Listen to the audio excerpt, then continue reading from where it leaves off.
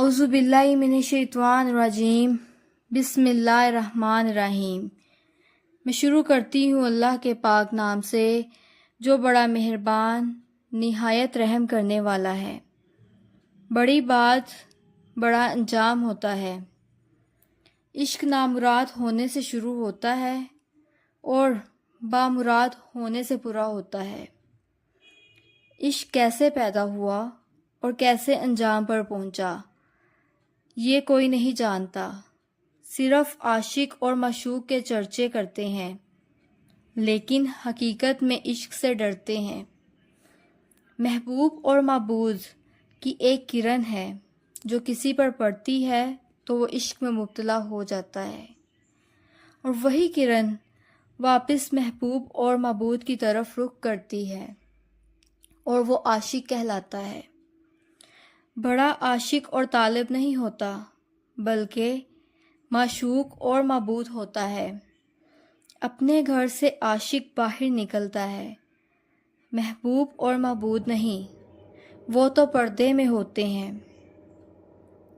جس کی ایک جھلک پڑنے سے انسان عاشق بن جاتا ہے، اگر وہ مکمل سامنے نظر آ جائے تو اس عاشق کا کیا حال ہوگا۔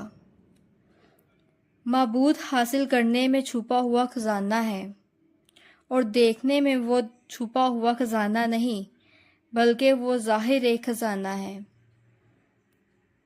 اگر حسن کی جھلک نہ ہوتی تو کوئی عاشق نہ ہوتا، اگر خدا کی رحمت اور تخلیق نہ ہوتی تو کوئی نمازی اور جج کے روپ میں طالب نہ ہوتا۔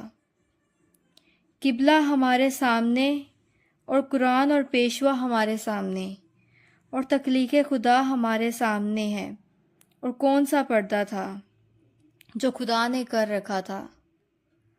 بے پردہ ہو کر ذرے ذرے میں وہ ظاہر ہو رہا ہے، تو پھر بھی ڈھونڈنے والا کس خدا کو ڈھونڈ رہا ہے؟ سب مانتے ہیں کہ خدا کے سوا کوئی اور کسی کی عبادت نہیں۔ یہ جس کی عبادت کر رہا ہے اور جہاں سر کو جھکا رہا ہے وہ خدا نہیں تھا تو یہ کیوں کر رہا ہے؟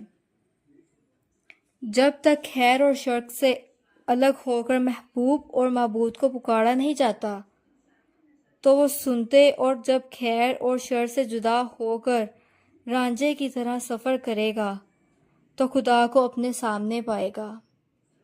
اے اللہ، جس طرح آپ نے ہمیں یہ کلام عطا فرمایا ہے، اسی طرح ہم سب کو اس پر خاص طور پر عمل کرنے کی بھی توفیق عطا فرمانا۔ آمین آمین ثم آمین۔